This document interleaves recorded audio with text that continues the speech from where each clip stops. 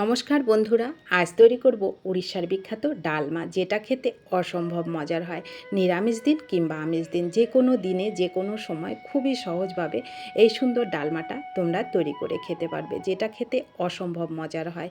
গরম গরম লুচি, পরোটা যেটা দিয়ে খাবে সেটা দিয়েই অসাধারণ লাগে, এমনকি প্লেন রুটির সাথেও কিন্তু দারুণ লাগে খেতে। তো এটা তৈরি করতে আমার লাগবে হচ্ছে অড়হরের ডাল।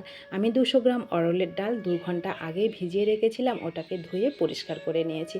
তোমাদের হাতে টাইম থাকলে আরও বেশি টাইম এটাকে ভিজিয়ে রাখতে পারো, তাহলে খুব তাড়াতাড়ি সেদ্ধ হয়ে যায়। দেখো একটু নরমও কিন্তু হয়ে গেছে। এইবার ডালটাকে আমি উনুনে কড়াই বসিয়ে সেদ্ধ হতে বসিয়ে দিলাম। এদিকে কিছু সবজি আমি এখানে রেডি করে নিয়েছি। বরবটি নিয়েছি, আমি গাজর নিয়েছি, আলু নিয়েছি, কাঁচকলা নিয়েছি আর সাদা মূলো নিয়েছি, কাঁচা লঙ্কা আর এক টুকরো আদা নিয়েছি, এর মধ্যে গ্রেট করে দেব।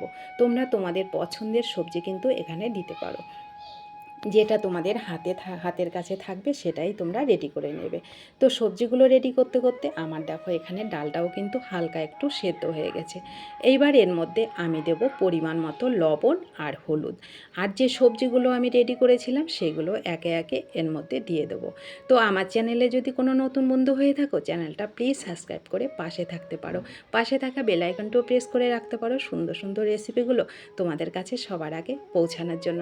আর যারা পুরানো বন্ধু আছে তাদেরকে অসংখ্য ধন্যবাদ ও ভালোবাসা জানাচ্ছি। তো দেখো সবজিগুলো আমার দেওয়া হয়ে গেল। এইবার আমি ভালো করে নেড়ে চেড়ে এটাকে একটু সেদ্ধ হতে ঢেকে 2 মিনিট রেখে দেবো, তাহলে কিন্তু অনেকটা সেদ্ধ হয়ে যাবে। দুটো তেজপাতাও এর মধ্যে দিয়ে দিলাম, দিয়ে ঢেকে এটাকে একটু রান্না করে নিলাম। তো দেখো এই পর্যায়ে কিন্তু সবজিটা হালকা হাফ সেদ্ধ হয়ে গেছে, ডালটাও কিন্তু হাফ সেদ্ধ হয়ে গেছে।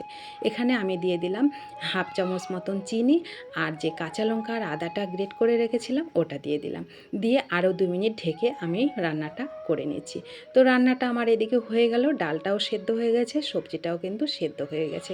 এই পর্যায়ে আমি এটাকে একটা ফোড়ন দেব। অন্যদিকে গ্যাসে একটা তাওয়া বসিয়ে ঘি দিয়ে দিলাম, আর এখানে ফোড়নে দেব আমি কয়টা শুকনো লঙ্কা আর হচ্ছে 5 ফোড়ন। তোমাদের হাতের কাছে যদি ঘি না থাকে সাদা তেলেও কিন্তু দিতে পারো, ঘিটা দিলে বেশি ভালো লাগে, খুব সুন্দর একটা স্মেল বেরোয় আর অসাধারণ একটা টেস্ট হয়। তো দেখো এই ফোড়নটা যখন খুব সুন্দর একটা স্মেল বেরোবে তখন আমি এটাকে তুলে ডালের মধ্যে ঢেলে দেবো। তো দিয়ে দিলাম, হয়ে গেল আমার ফোড়নটা। এইবার ভালো করে খুন্তি দিয়ে আমি এটাকে ভালো করে নেড়ে দেবো। ডালটা সেদ্ধ হবে কিন্তু একটু গোটা গোটা রাখবে, তাহলে খেতে বেশি ভালো লাগে। তো দেখো আমি খুন্তি দিয়ে ভালো করে নেড়ে চেড়ে ডালের সঙ্গে সবজিটাকে সুন্দর করে মিশিয়ে নিলাম। আমার উড়িষ্যার বিখ্যাত ডালমা রেসিপিটা কিন্তু তৈরি হয়ে গেল, যেটা খেতে অসম্ভব মজা লাগে, খুবই ইজিভাবে কিন্তু তৈরি করা যায় আর অসাধারণ একটা রেসিপি। তোমরা প্লিজ বাড়িতে তৈরি করে খেয়ে দেখবে, আর ভালো লাগলে অনেক অনেক শেয়ার করে দেবে।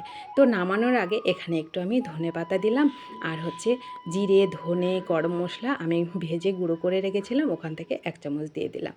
তো দারুণ স্বাদের ডালমাটা আমার রেডি হয়ে গেল।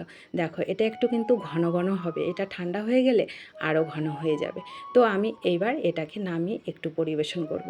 একটু ঠান্ডা করে তারপরে আমি তোমাদেরকে দেখাচ্ছি। দেখো কতটা ঘন হয়ে যাচ্ছে, অসম্ভব মজার একটা রেসিপি। ভালো লাগলে কিন্তু অনেক অনেক শেয়ার করবে, আর ভিডিওটি কেমন লেগেছে কমেন্ট করতে কিন্তু ভুলবে না। ভিডিওটি ভালো লাগলে প্লিজ ভিডিওটিতে একটু লাইক করবে, তোমাদের একটা লাইক পরবর্তী রেসিপি তৈরি করতে অনেকটা উৎসাহিত করে। তো সবাই ভালো থেকো, ধন্যবাদ তোমাদের সবাইকে।